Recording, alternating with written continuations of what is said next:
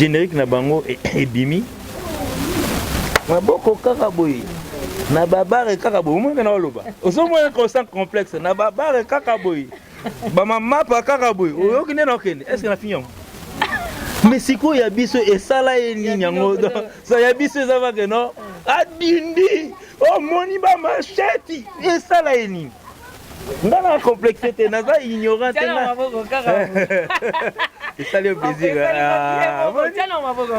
Tchana nous boye et Tchana voilà beka Tchana boye jouer les ballons voilà comment c'était non que les musiques nani ya depuis Kabongo avec Kabongo soni na ngwana nena isa eloko yo moko simi aussi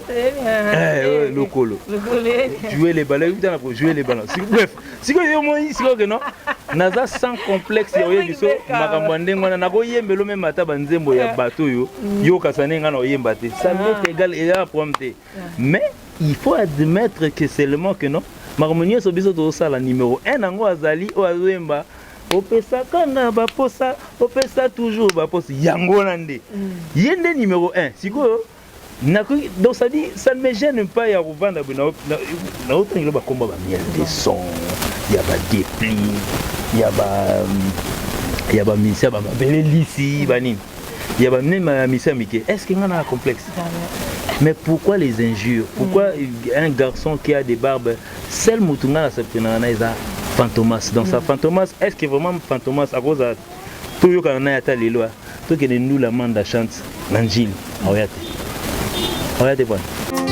Atabutuwe umeli na bomo inangae Tongo ebonango kutana Na misabu moto na zomo na te Bilaka na yo na teli yo motema Olobaki na kozala mokila te Na kozala moto la coiffe ikote papa na Kerwan éternel kenaya Kanda taba ikote sensi nganda taba fenenene nganda taba chez Hugues la coiffe ikote papa na Kerwan éternel kenaya Au 174 avenue Aristide Briand, 93 320, les pavillons sous bois. À la petite porte à gauche, association Hugues Ikoté.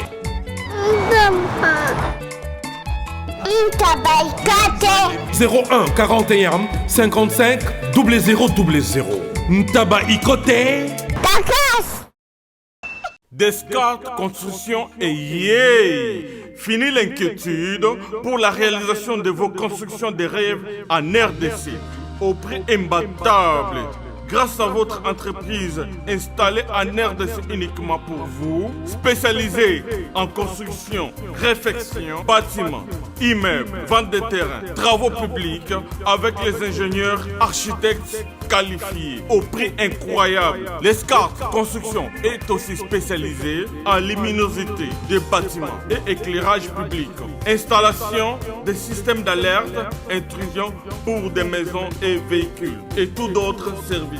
Nous acceptons aussi les paiements par tranche au prix incroyable. Pas d'hésitation avec Descartes Construction. Vous ne serez jamais déçus. Pour tout contact, notre email est descartesconstruction@gmail.com. Notre numéro de contact plus 447 93 92 82 813 et appelez-nous pour Kinshasa plus 243 89 91 56 86 2. Descartes Construction à Tozana Mbongo Moki, opération Tongana RDC. L'agence d'export et d'import Michel Atlantic Shipping. Et yeah, bana ya Canada, bana ya USA, bomitungisa lisusuti.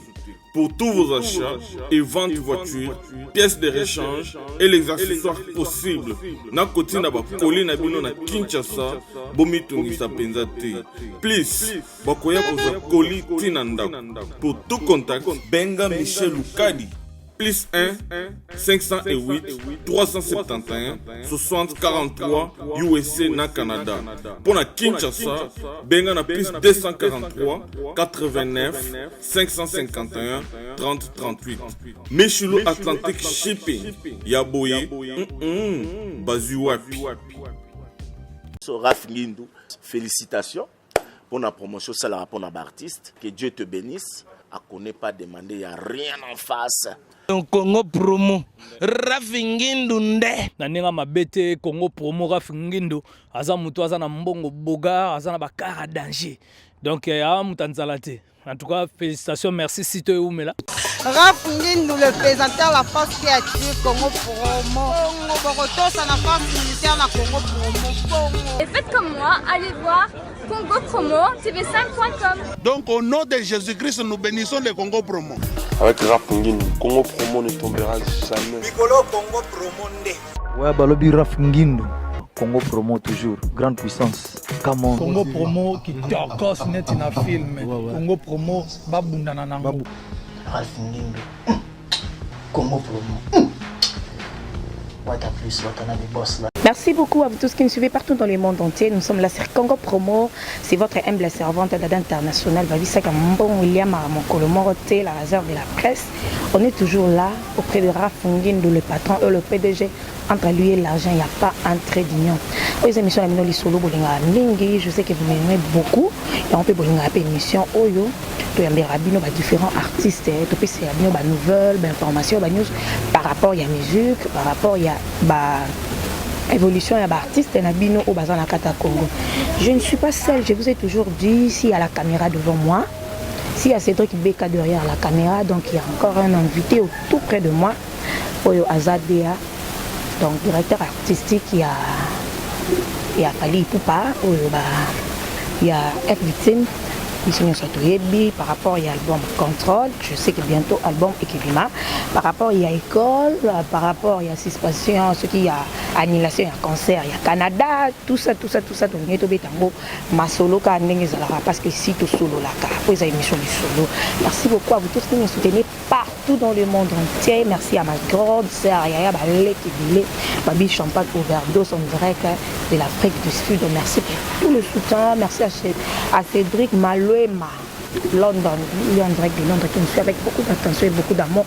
Merci beaucoup pour le soutien, merci beaucoup na Benonion Sobolinga Congo Promo. Tu veux évoluer quand même ça là, Djali peut continuer à causer là dans les bino. En janvier 5 ans de fidélité na Congo Promo donc photo fêter on va yanga ya kati. Djali toujours. Bonjour. Bonjour madame, bonjour à tous les internautes, donc bonjour à mon boss Fali Poupa 3 fois ACL. Le King. Donc on a parlé Royal Kassavandi, je le salue et puis je salue tout son entourage. Raph Ngindou, je te salue aussi, donc le boss de Dada International, donc boss Yabatutu, donc Raph Ngindou. Na sepela rana eloko salanga donc et puis on a eu promotion, bien ils ont diminué, bon on a évité donc casque major on a tiré l'eau quoi quand on a pété donc bref. Voilà, on est ensemble, donc je sais que ça fait du bien. Mélomane, tout balingara, la bonne musique et surtout au balingara, Fali Poupa. Donc je sais que ça allait bien pour Baïbi qui veut à partir. Il y a juste notre rosoir, au Ezali Bagnoz, il y a Fali Poupa. C'est comment générique, c'est déjà sorti bien bientôt là. Ouais, en tout cas générique. École Tobimisi. Album plutôt. Bon, en fait, générique école Tobimisi, donc il y aura la 4 contrôle. Donc, lorsque il y aura la sortie de Yaba CD, vous verrez école et vous allez en peut-être bon, c'est pas pour dévoiler, mais bon, les allons moi un peu modifier un peu. Donc on est rien que pour faire voir à nos mélomanes que non, en tout cas nous avons opté pour une musique. Tokos musique, mais tout beau ça n'est quand même l'identité na biso ba congolais donc biso toza ba bantou donc ça veut dire la rumba et ça pour na biso et puis on a tenté une musique que nous avons tenté depuis 2006 to banda iko tenté en déjà mais chose étonnante mais kinois na ba mélomane ba bossa na rapide bossa ni qu'en 2006 il y avait une chanson comme Niolé Sekenga Niolé Seke. On a fait un titre avec le rappeur antillais en featuring, Babosan Bablo et Belé Belé. Bon, bref, nous ne sommes pas là pour essayer un peu de faire et repartir en arrière. Mais bon, en fait, comme ce sont des chansons qui ne sont pas mortes, on a 2006, on a 2009, donc chaque album, tu as déjà dit que c'est un peu moi Dimi Bani, mais on en a fait un entier en 2017, donc ça veut dire il y a un tokos, il y a un spécial ici sur le tout autour ça la mikolo donc et mais ma biso na gauche ma donc si ici Afrique nyo so na onyata matambe tikali on ça dit so onyati on ba biso que no dino lega autoleka c'est tout. Donc ça veut dire c'est ça quoi. Donc merci beaucoup à Fali Poupa et à tous ceux qui croient en Fali, donc tout ça n'a biso. Ok, merci beaucoup. On est là ensemble, on est en lié avec notre invité d'aujourd'hui. Donc on a Balamoro na Bamasolo na biso ndenge zalaka école de Jésus Maki. Oui. Ba fan, il y a la bonne musique, tout ba fan ba na Fali Poupa, ba congolais tout ba africain ba kinyo na monde ba yambi en ndenge. En tout cas vraiment dès la sortie nango déjà ba chaîne concurrente na bino France 24 c'est tourné 2 jours en fait 72 heures après sorti il y a single tout le monde a les canaux la chaîne pour c'est tourné que non à la sortie d'un truc directement comme déjà à level côté 600 000 achats sur iTunes et comme ça il va mindele on a mindele non pas mindele et puis tant école et bima qui se doit na Lubumbashi école et tigalo bima on internet parce que internet est gros partout en Chine écoute il suffit que date na air nango so ba pesa ki air ya Paris donc ça dit écoute na Chine à 4h du matin pour bando télécharger kawana donc ça dit écoute sur na Lubumbashi et puis on s'est étonné de voir il y avait une émission sur France 24 qui est 2 journalistes blancs donc s'étonnaient un peu de pouvoir né à la sortie après 72 heures niveau bacha pour l'Africain donc ça veut dire il faut s'appeler Fali Poupa donc heureusement Azaï na Kina to ina na Lubumbashi na fin kuna boso ina Paris nde ba nga betaka lisoloka nde to beta ono akesomba ba vieux et puis akesomba ba journaliste ba tunzande France 24 ya biso te ba français donc ils a un génériquement ils a bienvenu na maboko ya ba mélomane sur la bonne musique. Qu'est-ce que je sais que je peux retenir par rapport aussi bah toi déclaré 9 minutes minutes là j'ai débélé pourquoi. En tout cas, Dada, je t'ai dit aujourd'hui, il ne faut pas oublier que nous sommes des Bantous. Biso basala biso pona mabina makinu mambote au sanate. Ça va 5 minutes, 4 minutes. Bah 1 minute pesa là. Ngoma magi ça là so ba 1 minute et quelques je sais pas, je crois bien. Il y a ba 1 minute pesa là. Il ne faut pas oublier l'histoire, mais il y a 11 minutes pesa là. Quand biso mo na zonge bo na tiki wenge na zonga pa na biso. Tout ça là power 001. Et si mbanga jo mo suna ko na taxi na Côte d'Ivoire. Taxi kabu babu jongo taxi men nazo 001 nazo ni c'est la montée de danger. Ngas ko na salu ni bon. To ka pe ba dolo ba na gaz te na salu pe ndi nga gaz te. Oh da yo mo ko kango. Oh no ka ba jomo asala ba commentaire ça pe lelo. Osala ndi azana osala. Ah ba jomo déjà. Oh osala na. Ya na chaque émission je vais même citer son nom Kenny, c'est Kenny entre Kenny Pact. Ça moi débat na ba tu ba sans gaz un impact. Allez ni gaz te nazana ni aspect na éviter so aspect za pembe na éviter bon ngam comme souffre na kota na kati ya saki ciment pona bimandundu pona ta na so aspect komi donc on doit ser va venir na va ser ngo aspect aspect na mabiso bata goudron boy aspect la donc ça dit ce que Dieu m'a donné sa tête sans aspect. Vous aimez cette musique? En tout cas, Fali là, avec ces génériques, moi j'aime, je kiffe. Il y a 11 minutes, on a ce là. Ce n'est pas une histoire d'aujourd'hui. Nous avons été jusqu'à 11 minutes. Bina Power 001. Et l'on va comme là, 8 minutes 36 secondes. Rien. Quand a sucre Pébimi, depuis les 30, c'était les 30 ans, je me trompe. Les 31. Allez, c'était les 31. Comment comparer Kana Secret par rapport à DDD ou il bima déjà sur ce qui est DDD ou Zaki Liboso par rapport à comparaison Kana Secret. Comparaison avec la musique moko bien. Pardon? Bon, comparaison avec la musique moko bien. Ndenge oui DDD Betaki, il y a hérité Watanabe que je salue à Vincent. Et ça musique. ils ont roumandé mon bien parce que biso to bando roi ba moupe oui ba moupe basang quoi quatrième si biso nzembo bando roi ba moupe oui je moi vani abemo afinga bino comme côté la sorti biso en habité to côté à te mais ta biso to na catholique siko de on est andeni ba beta ondeni de non yo kangote si en tout cas na hypocrite ngala wa fantomas c'est ngala ka musique tout vraiment héritier Watanabe fait très bien sa musique. Donc ça sert à rien de pouvoir peut-être comparer un vin qui vient de sortir à peine un vin qui a vieilli. Les problèmes. Oui, un vin qui a vieilli. Directement dans le temps pour juger. Et puis ça fait pas quand même honneur aujourd'hui. Bon, en fait, moi je sens au moins parce qu'il y a un bébé qui vient de naître. Tu peux pas comparer un bébé et un garçon qui doit rentrer bandit avant qu'il ait né déjà classe. Non. C'est un combat qu'on met à la place d'un chroniqueur. Moi je ne peux pas faire ces débats ensemble. Donc peut-être en gros sa raison à bateau qui comparait école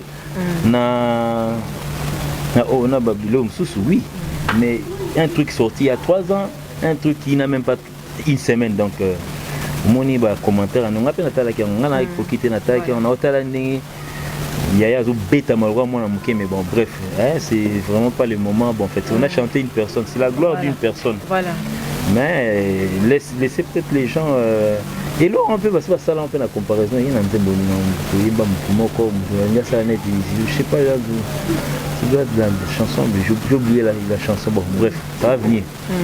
Mais en tout cas moi je pense que bon nous avons fait notre musique mais ça fait que mais bon, en fait, c'est pas le même titre en même temps. Nous c'est Canne à sucre.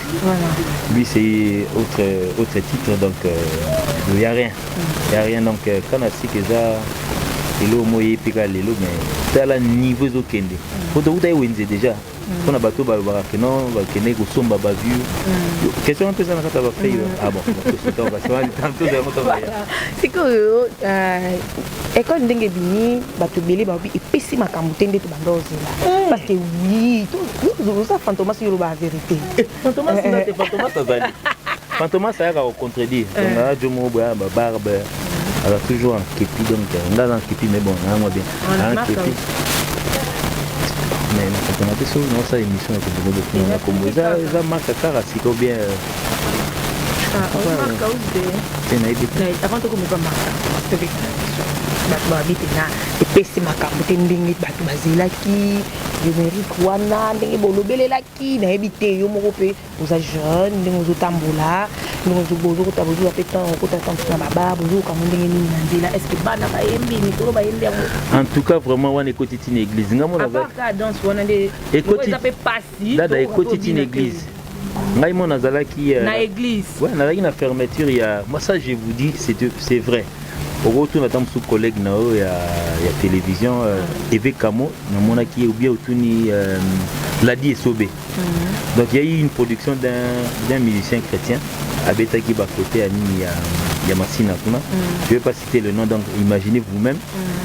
Siko nzembwana boya to siko awe mbango siko public niveau public siko niveau siko dans siko public siko eke na danse wana siko yo tant public eke na danse wana siko bakomo yebisa siko bina frère taka na masina na siko bimanzeli tant susu rozo ata moi ba système frère achana se ezaka nzembo ya couple bolowa frère namona ekamba moka frère je vais pas citer le nom tant so ba ko excommunier na église encore mikolo excommuniation comme na ba le ba côté à réunion boyo non bamona qu'on a frère Fali longwa donc le frère a dansé. Le frère a dansé pourquoi? Parce que c'est un truc. Et Yabini na compte, je pense qu'il y a Yabini na compte à maman, il y a couple bolowa.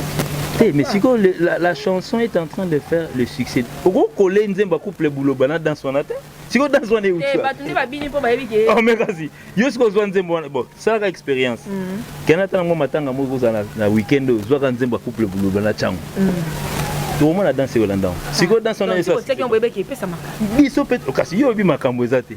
Ngas qu'on a yo biso ke makambo ya. Et ça makambo ndenge yo mona ki kuna na nini na. Na kuna te en tout cas dada jouer aux internautes chaque soir nous allons faire la synthèse de la journée de l'écaki.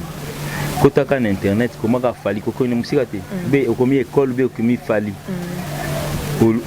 cliquez sur récolter cliquez sur ba école ezo salama siko ba école ba salle de classe ezo salama au moins chaque mutu dans cette planète ya Kinshasa au moins ba tutuka siko eza nini yango yo kanisi vima ke non solo te yo kanisi ke non na ba talent image ezali momi mo ya Brésil siko tala okuwa yo na moni ya muke anyata dance na ba mama maputa siko yo eloko ya mama maputa mo boye siko yo makambo siko bino bonito sa ya ndeni siko siko pays na biso nde tozali awa biso on a l'habitude on a cette habitude là tant mutoko c'est bimaki et simbité album mobimba mindele ba français biso to comprendre na anglais te bani aujourd'hui nako benga ka mwana moko bo fait mwana imse banzimo msone tu posa teta mputu ya banzimo ya age na ete zo neti mwana meko ipse yo imse si ya moi ako ya oyemelo ngo du début à la fin siko succès ngo bolinga to sandeni to simba mapata succès zanango kaki pour passer na succès to zo kilu ba flore et parce que pour na yesko number 1 ya musique Congo kozala nga yo ko tuna question des émissions nga le bat ensemble na yo.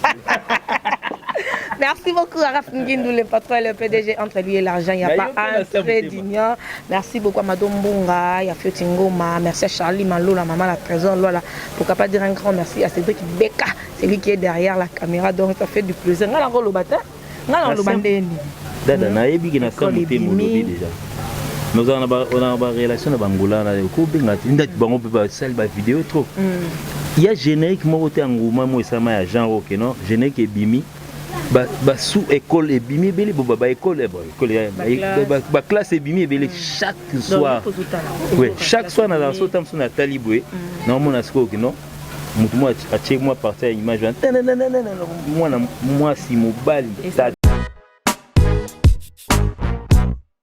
JB service il y a José Baïla. Oui, bonjour papa. Allez, comment t'as réussi? Landanga na bureau. Ngane mukolo agence José Baïla. Agence César basée na Rennes. Tous les voyages ceux qui biloko comme ninga mona ya kapona kabula biloko ba dérive za les belete quoi. José Baïla, JB service, Europe mobimba, atie biloko pa na yo. S'il vous plaît papa, biso awa na JB service avant que soit colis na yo, il faut qu'on vérifie ceux qui biloko on est commis très bien. Ah, mundo mukilité. Soudain, pour tout me collier.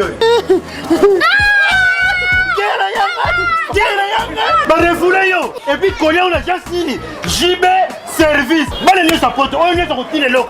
Et ça on va dire ça simple. Station s'intéresse la Simanango au commun JB service. Zélan. Quelle a mené passer carte mémoire. Oui, Ziga.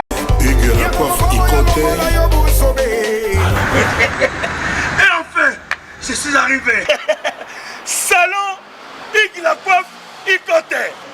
Non seulement c'est un salon de coiffure, mais aussi une machine de transformation des hommes et femmes. Regardez-moi comment je suis. Vilain. Mais attendez, 2 minutes. Bogard. Vous allez voir.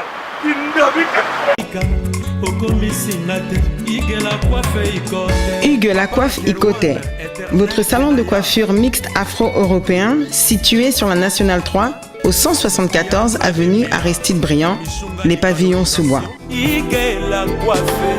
Pour plus de précisions, veuillez nous contacter au 01 41 55 00 00 ou encore sur notre site huguelacoiffeikote.com. Nous sommes ouverts tous les jours de 8h à 20h, même les jours fériés. Hugues la coiffe Ikote, l'homme qui coiffe la ville. Hugues la coiffe Ikote, le salon de coiffure mixte afro-européenne de proximité. Au 174 avenue Aristide Briand, les pavillons sous bois sur la Nationale 3. Un seul numéro, 01 41 55 00 00. La beauté de votre chevelure chez votre frère. Hugues la coiffe Ikote, même père, même mère. Chikicha, chikicha, cha cha. La beauté peut tout changer. Salon Hugues la coiffe Ikote. Quelle beauté! Sexy merci pour les femmes, ndindindi pour les hommes. Nino. Mais si quoi, il y a un habit macam. On a peut-être un mot à macambo. Il y a le gars né Babo Akini. Succès. Moi, je peux appeler ça succès. Déjà quelqu'un qui s'est fait diffuser. Na danse on a pour azosala elo mo donc ça dit il veut concurrencer fallait peut-être nya la sakeno il y a robina koleke na ba basketteur États-Unis au Toyota ma grand prêtre vraiment donc ça veut dire il prend sa caméra mais na ba joueur à vita il y a ba joueur à vita aux amours de Natindelo ah non Tindelo voilà qu'est-ce que fait tant que directeur artistique et là on est ça là tant fait rigola petit aïe moi yoko bino ko bitindi bobo ki ya bino hein kokuta na wana c'est dit à quoi bolanda nelaka boluka na ba news pour ebi qui est concurrent et bima et fait sa concurrence et fait sa polémique tout ezala nini bon en tout cas vraiment na cuisine na batna kota raté mais fait rigola c'est un grand artiste de ce pays okandina okende c'est un grand artiste de ce pays et puis quelque part moni ceux qui na classe batangi au numéro 1 numéro 2 azala numéro 3 azala numéro 4 azala donc ça dit armo boy ceux qui yo dada rotambo liboso aussi la jeune fille muke o atambola na simana ako imiter démarche non en tout cas c'est normal aujourd'hui fallait c'est le numéro 1 c'est normal que oui non c'est un thème non na bon selon ngaina bao tala biso tout celui qui est derrière Fali est obligé de suivre sa démarche. Donc ça dit, bazo imiter démarche nae. Aujourd'hui, le mot école existait déjà. Donc Fali numéro 1, numéro 2 numéro 2 bah on a bonté. De 2 AT, 3 AT, 4 AT, 5 AT, 6. Tu vas AT c'est la démarche. C'est là on a 6 ça. C'est AT bon centième rôle on appelle démarche. Ah, donc quel exemple là d'abord c'était côté les vide et kasingana va nous classer le deuxième classement était pardon pas classement deuxième est vide est vide troisième JB vide quatrième hérité vide cinquième c'est vide sixième est vide côté ba 21e cause va mutu 21e yotana yena Cédric chinois ah il y a un lobby déjà chinois Hervé téléspectateur en lobby. Voilà, merci beaucoup. On continue parce qu'on m'a bien la Azana lettre à suspension. Ma pesa qui est pas fait rigola, mais il paraît bon est concerné hôtel.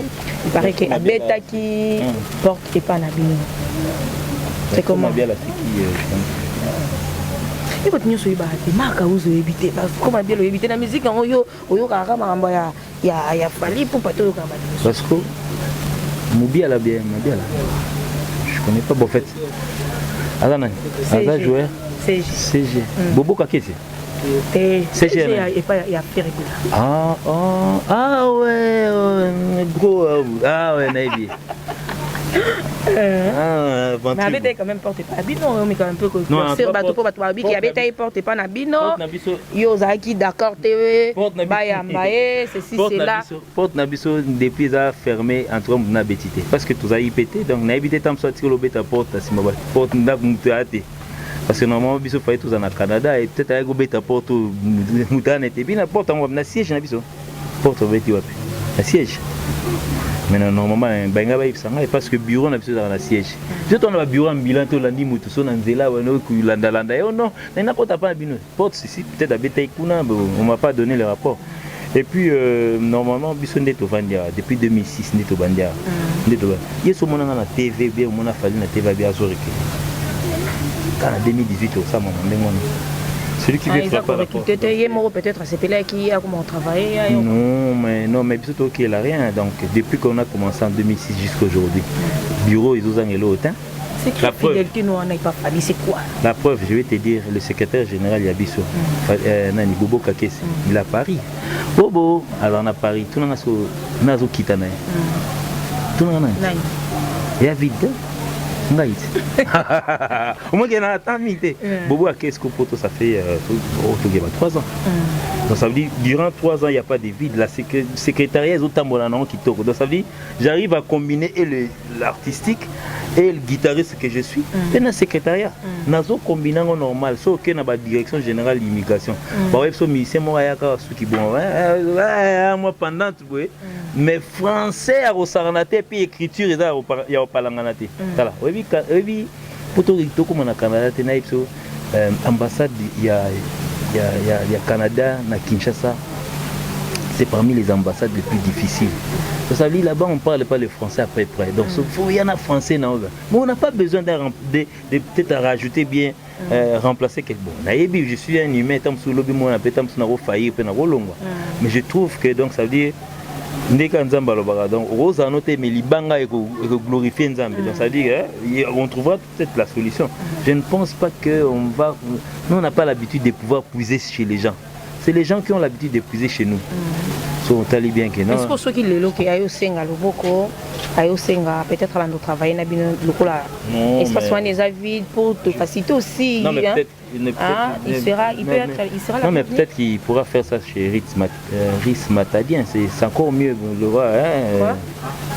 Ah ça la table que boulot n'a pas Matadien ou bien soit attaqué pas ya pas nani pas qu'il y ait quartier latin, Chiquito. Oui, à quoi tu as Chiquito quoi?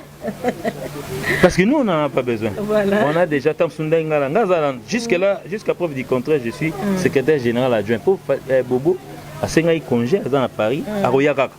Maintenant on peut pas comme Senga titulaire, mais le poste là n'est pas vide, mais il y a quelqu'un qui a Senga congé sabbatique. Donc moi je suis adjoint.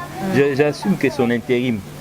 Donc on ne cherche pas à remplacer quelqu'un. Tu peux pas ébeler chez Bisso, un télo, il y a une petite chose à Aldi Zanto, il est maître avocat, il s'occupe peut-être de quelque chose. Par contre, tu as payé, on attend tout le monde à toi, des techniciens, ingénieur de son, des directeurs artistiques, guitaristes, secrétaire adjoint,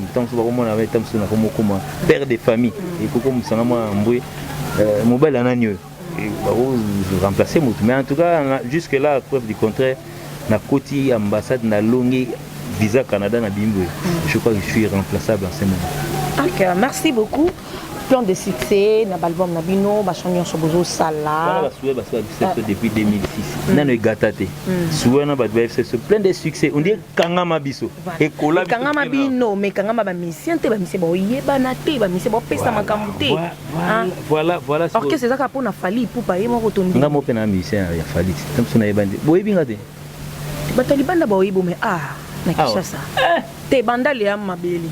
C'est to bito kende exemple na mafula ko yeba na penda ndeza boye nde toza na ba orchestre musu toza to yebi ba musicien to yebi ba musicien pour ne pas citer ba o se renseigner tamso par Rafingindo et tout ne bo fait loi tamso moi bezam ya major ndem de salav qui dans les États-Unis ba mbuza peut-être tamso na mais en tout cas vraiment moni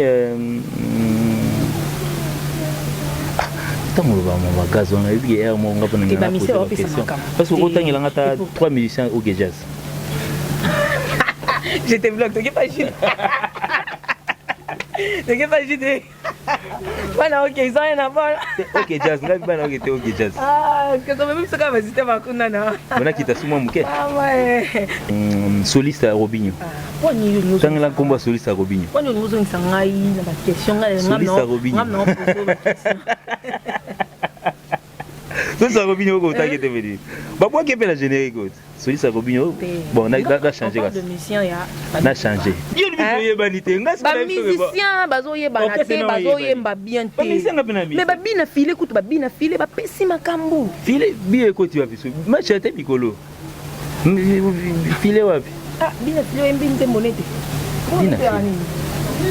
Bébé toi. Ba musicien na ya Fabregas kutu ba. Ba komo yeba na batu ba yeba ba yeba ni ana Kinshasa.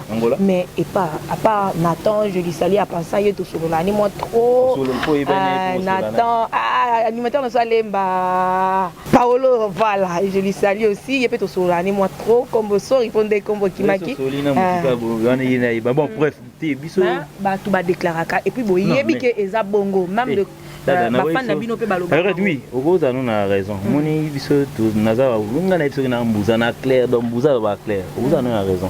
Qu'est-ce qui se fait que aujourd'hui question se répétera partout en Afrique parce que tout a déjà fallu question là l'erreur est simple ça il y a la musicien ça dès qu'il fallait gêner mutunde tout ça l'émission na yo siko et bien tout ça nos émissions siko na suis une autorisation faut tout n'anga autorisation parce que ngana émission fait tout ça banda kala et ça yo ndem tout ça le lo ya te le lo na sa beauté siko bref tout ça les lelo et puis na yemba mona avec tout ça émission est-ce que nazi autorisation moi audio que vas-y ça émission non l'erreur peut-être peut venir des musiciens bango moko musiciens moni quand ça tant ceux qui veulent s'accrocher na iloko ils ont un succès effectivement faut un succès ça quoi bende mo za na moto soko balisi on nzungu et vous avez moto facile mazal quoi koti au côté bidon mai na kati ya réfrigérateur faut za malili donc soko bango peut-être bazo profiter na gaz ya Fali. Bon, tant pis pour eux, l'avenir nous donnera raison parce qu'aujourd'hui Fali fait la fierté de Koffi Olomide. Bien qu'il y ait un talent, parce que les musiciens comme Kansate qui n'ont pas un talent pour un talent. La musique est vraiment très complexe. Il y a beaucoup de gens qui n'ont pas de talent. Nous avons des yotés. Nous avons des qui n'ont pas de talent. Donc ça dit, Fali vraiment fort, plein des émissions, il y a trop de caméras aujourd'hui. Mais toujours pour percer, bon, peut-être autant que soit bon, vous avez et Baksamena le beau Nzambe. Moni, faut abasambe là. Pour comparer tout, bien vous le bateau tant que ce soit mis ça fallait banater pour fallait l'ingité. Fallait pas d'aller mis ça Koffi Olomide. Na kota. Chance Koffi Olomide a payé ça Fali. Les autres payé ça on va misser. C'est Koffi Olomide c'est qu'il a payé ça nani, il a payé exemple. A payé ça pas c'est quoi c'est un hôtel alors. Pour pas c'est pas émission pour n'y a pas ça été pour pas ça ils vont tout en avoir succès dans les cas n'est pas c'est quoi c'est à cause après orchestre né ou dans bunda pas sur l'orchestre voilà mais si ça on est bon ça loco nzambe on dit après dessiner on peut falloir tanga yaka na quartier latin sans vocal sans loco yako mekaka bona t-shirt né orange je me rappelle si c'est beau. C'est mon frère de Bandal, bon, bref, il y a quelqu'un qui a des complexité. Petit nanga Bandal. Mounia, pas au long langate. Mais il y a un acharnement, il y a un diminué. Donc ça dit petit nanga Bandal. Je revois encore à cette époque-là, un t-shirt némo orange, nani, qu'est-ce qu'on a répété, na Oshwe. À Yembi, à Bini, lobino d'autant azo utaka kuna zoyaka mamo azo yandina succès mamo Bandal mobimba bouger et comme quand on a ma campagne tibabo et comme en Afrique aujourd'hui Fali c'est pas quelqu'un de à pouvoir peut-être chercher à voir atamande pour baïbi Fali alongola soukinyo surtout baïbi Fali ah ça la net on dirait des camouflés pour y a ba casquette moi mingi ba cagoule baïbi Fali dans sa vie c'est quelqu'un qui a été déjà c'est un don de Dieu. Donc. Voilà. Beaucoup de temps que tu as eu à rester avec Fali Poupa, du Cap La Merveille, secret d'abord c'est quoi et puis bénéfice ni to ba souvenir ni na malamu zo garder cause à la pembenia.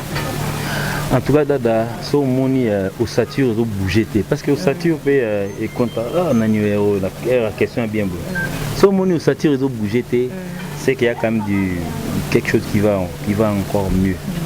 Moni à débutant parce que kotaki musique et pas kolami on est biso to za to ya pona mbongo te to ya musala na et pas kolami on nga banda loba et pas kolami ça veut dire quoi donc ça dit rémunération moni histoire lelo et comme ko enseigner biso grâce à ba internet boy moi na momuta longwa akomo rappeler ba tout que non moni na mouvement ne to la ki wana moi 6 mois après bafuti biso tout le monde attend sur caméra ba enveloppe nous avons déjà une on peut les logo na 4 mois c'est $10 mais voilà enveloppe pour signer non qu'est-ce au salaire là donc biso banda to banda en tout cas vraiment sur le point salarial tout l'Italie tout ça moi ba réunion pour en fait les gens ont préféré peut-être les pacolo c'est pacolo ça veut dire quoi au sali ou pas quoi au sali ou pas quoi donc dans ce sens donc chaque fois que tu as la production et à l'Afrique et à la Kinshasa et à la Tobeti na Selimbao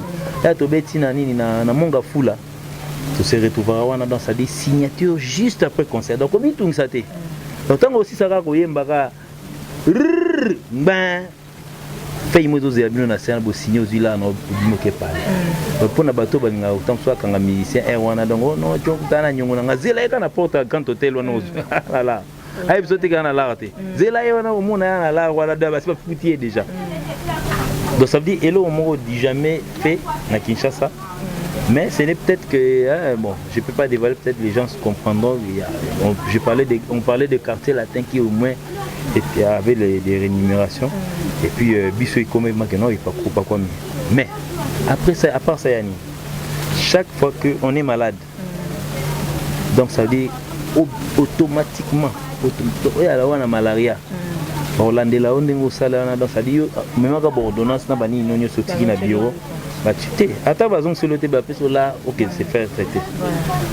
Donc bon ça sur na batanga na plan social sur roboti moi na maladie donc ça dit bah bien on est une famille récente quoi. Donc ça dit donc c'est chez Bisso c'est automatique. Voilà. Et puis na ba l'homme ko yip sanga dada na pasa ndengo na mutu azo solo la kitoko ndengo na non kende wapi non kende wapi non préféré peut-être temps sous bateau oyo ba bazo ko ça ba président soit disant que bon changer langage le binde onanga keba ngala olongwa te na za on se retrouver bateau ba yeba peut-être ba binga na obeta la Delta Force avant ya awa.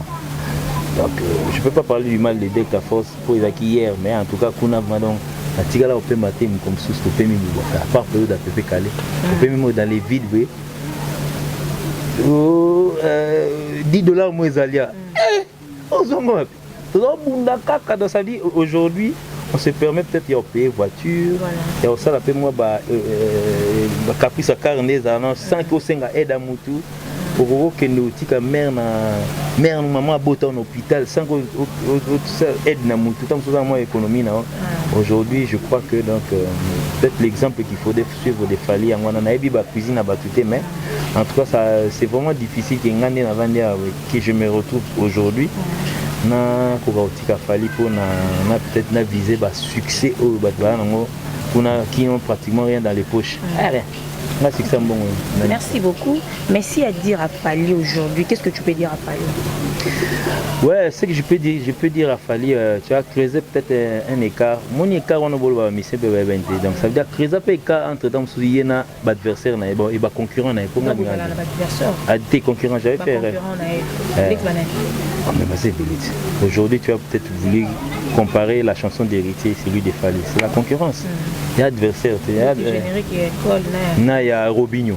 Ça va concurrent. Robinho déjà moi. Ah concurrente. Moi on a dit.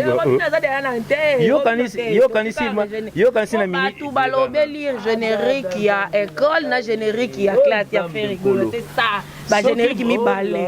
Yo kanisi mage na mini tonde yana. Daring club bota fibot. Bache bango na stade des martyrs ba beta daring club contre fibot. Bino lokwa biso to bota bino to beta bino muke. Fibre on peut vendre kanga défense dans ça dit c'est matin et puis Robinho moi on a depuis quand c'est le fils de Weranson. Je sais très bien mais pour l'instant vous avez une formation na la samba nenga zawana dans ça dit il reflète l'image de Weranson et Robinho nenga zawana parce que tukobina wapi na il a reflété l'image de Weranson sauf que azana ba affinité na Fally Ipupa mais c'est le fils de Weranson.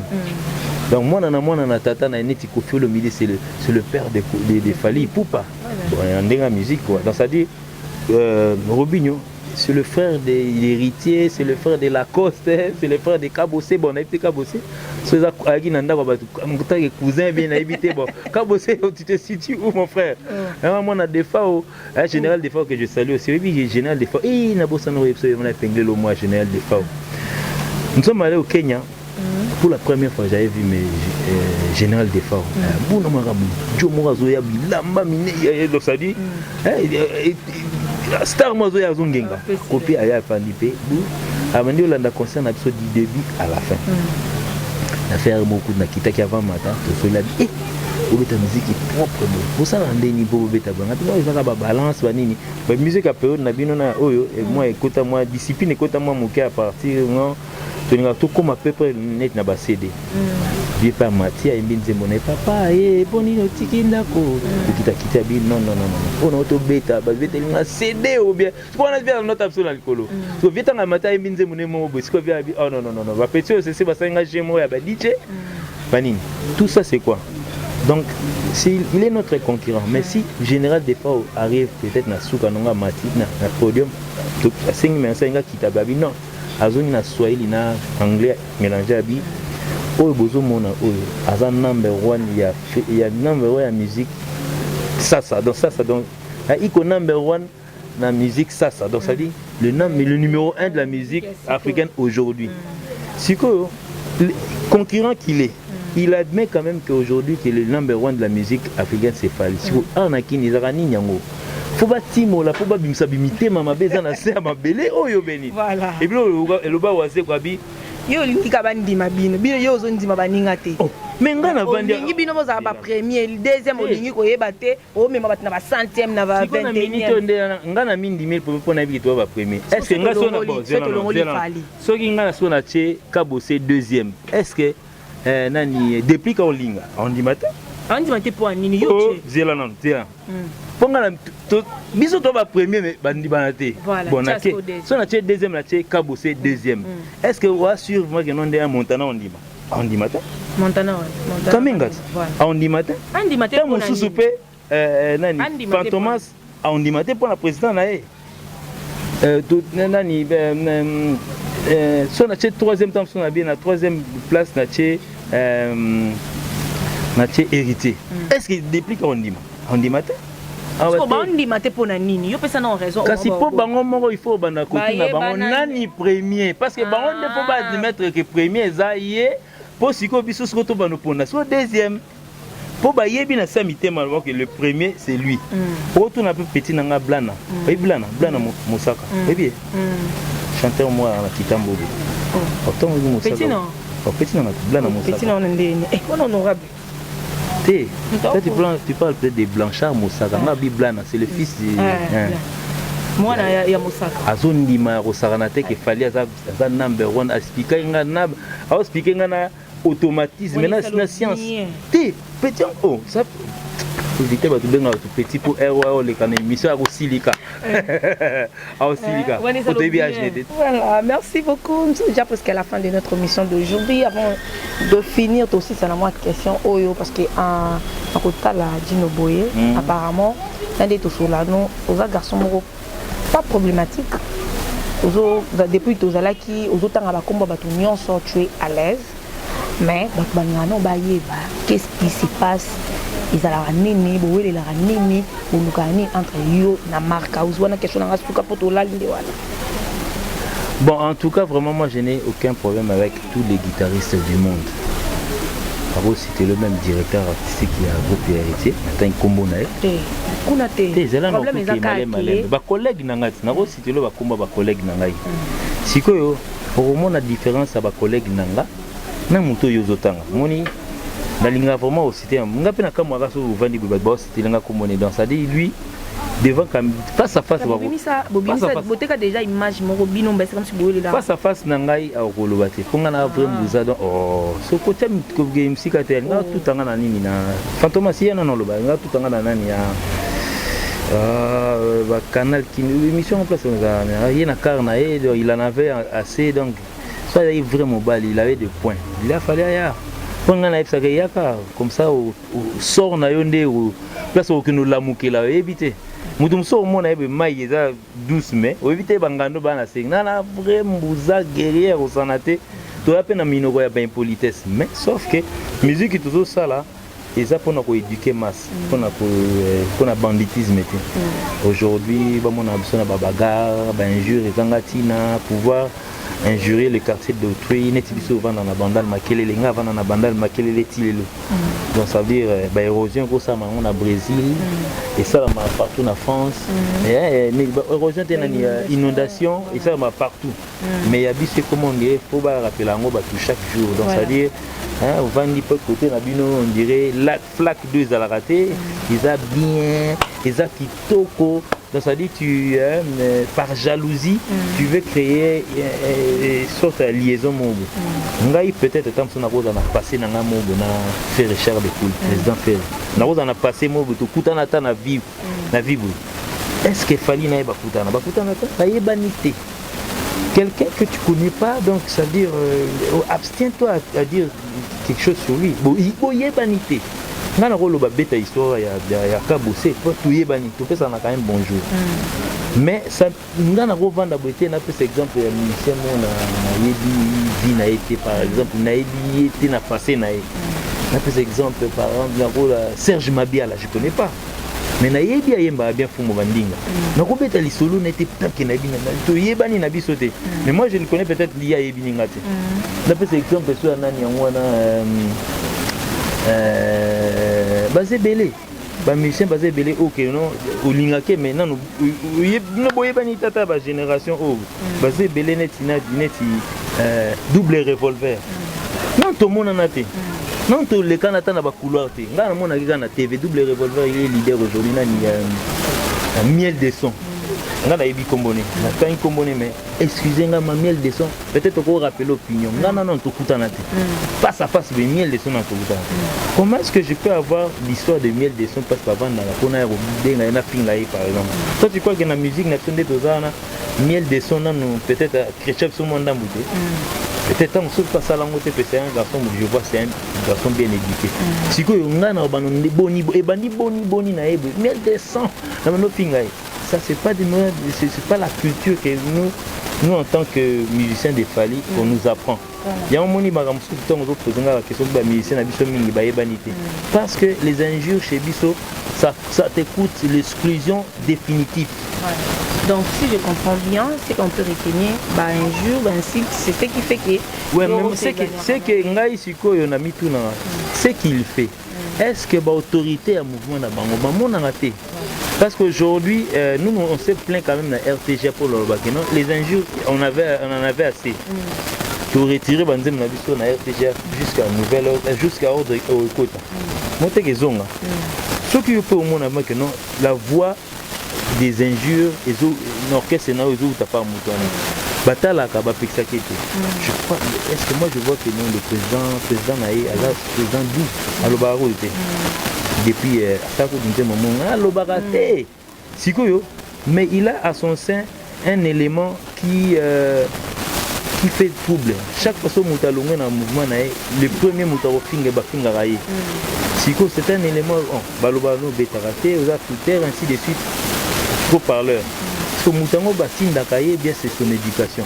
Donc, bref, sautant donc, c'est-à-dire, moi je n'ai pas de problème avec lui, mais lui c'est lui le problème. Dès qu'il y a un Mikolo Bolobana Kishasa, Yende Makambo. Donc, Yende Makambo. Générique Nabango et Bimi. Maboko kakaboy na babare kakaboy mo ngena oloba oso mo constant complexe na babare kakaboy ba mama pa kakaboy oyo kine na okende est-ce que na finyo mais siko ya biso esala eni nyango so ya biso za va que non adindi o moni ba machete esala eni ngana complexité na za ignorante na maboko kakaboy. C'est le plaisir. Tchana nous boye. Et Tchana, voilà bien Tchana boye. Jouer les ballons. Voilà bien. C'était le rock et les musiques nani depuis Kabongo. Avec Kabongo. Kabongo, Sony na mwana nena. Isa eloko yo mo aussi.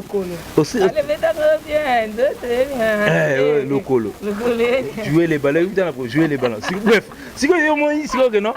Naza sans complexe ya biso makambo ndengwana na koyembelo même ata banzembo ya bato yo yo kasane ngana oyemba te ça m'est égal et à prompter mais il faut admettre que seulement que non makambo nyeso biso to sala numéro 1 nango azali o azemba opesa kanga baposa opesa toujours baposa yango nande yende numéro 1 sikoyo donc ça dit ça ne me gêne pas ya kovanda na otangelo bakomba ba miel de son ya ba dépli ya ba misia ba bele lisi banini ya ba même misia mike est-ce que ngana complexe mais pourquoi les injures pourquoi un garçon qui a des barbes seul mutunga la sepena eza Fantomas dans sa Fantomas est-ce que vraiment Fantomas à cause de tout yo kana ya ta lelo to que nous la manda chante l'angile Oyate bon.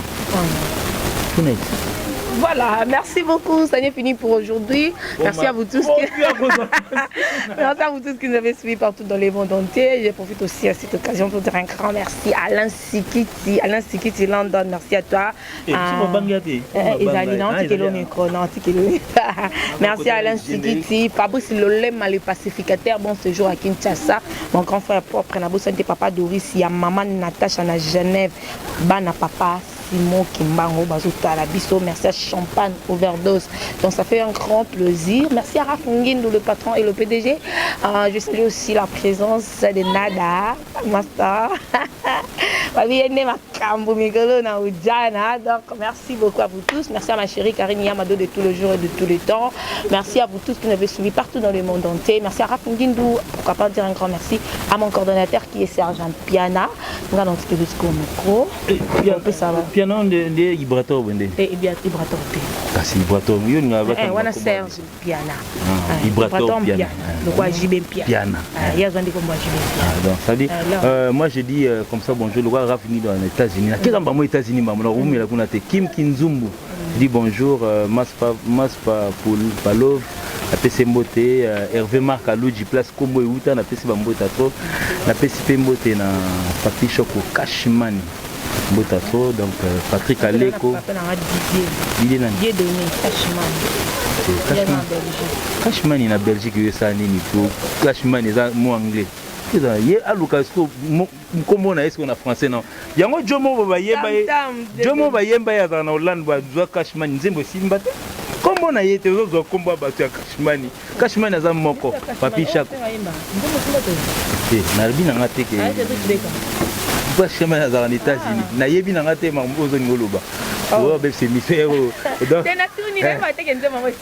mon vieux, et donc Muzamba donc de gros. Cashman est un moko dans les États-Unis donc Papi Chak ou Cashmani. Donc toi je dis comme ça bonjour à Matina en Europe, na fait Simbo na Koko Bangala, Ristik Mawaka, na pesi toute la team Mobimba Fali, Cyprien Zolo, Kazani la merveille, na pesi Bamba Kalama et puis sans oublier Pitu Mampouya, Lova na pesi Bambota, son ami Zola, na pesi Bambota, donc on est ensemble. Bon numéro de téléphone, so bon niveau Bengangai, Mouni, Benga, so Yamba appelle, va démarrer maman na ba injure. Oh yeah, oh commentaire soit un numéro. Pourquoi vous avez un numéro on est à Roboma, on est à Roboma. Donc ce que vous avez un benga dada évite ça on soit kekabo. À Kiti boy, à Kiti boy. Après on Kiti boy. Donc ça dit pour la caquette, tout ça même commune, mais bah quartier différent, il y a ta photo yo. Merci beaucoup, ça fait vraiment plaisir. Je sais que cette émission a fait énormément plaisir. On n'a pas de so balinga radicap la merveille. Et bien, tu vas dire, les autres kanga souple. Mbuza linga ne kota question na suka sotu nenga hotel mbena pela linga na pété. En tout cas vraiment Raf Ngindu et bien journaliste fait bien. Donc la peste pas jeunesse mbote donc ça veut dire consommer école, consommons canne à sucre qui est en train de venir, qui est déjà sur le marché. Et puis au Canada bientôt, le 15 et le 12, le 13, le 14, pour ça qu'on est au Canada, on sera pour vous. Le 22 septembre, on sera en Afrique du Sud. Christian Yaba, je suis en train de venir. Cédric Bangonde, Nakutabino Ini. Cédric Bangonde, Christian Yaba, Nakutabino Ini. Donc parce qu'on arrive le 22 septembre en Afrique du Sud, en tout cas, pour le reste au Canada, j'ai dit bonjour à Alpha Chaco. Alpha Chaco, on arrive.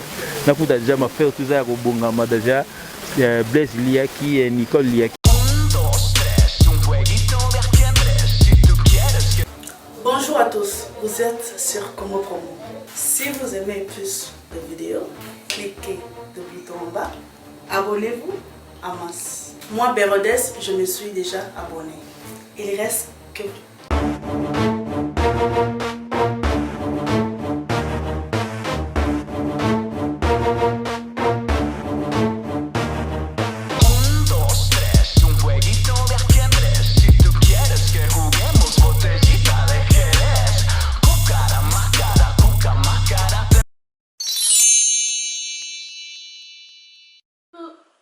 Coucou, c'est Nathalie Makoma. Promo sur CPLA TV. CPLA TV Box est commis à 55 livres. Et encore plus, 10 jours gratuits. Et encore 15 livres par mois. Abonnement à CPLA TV. Oh mon Dieu. En profitez. Boya, parce que promotion, et Zaline coupé la moto. CPLA TV. Wow. It's the best. Nathalie Makoma. À bientôt.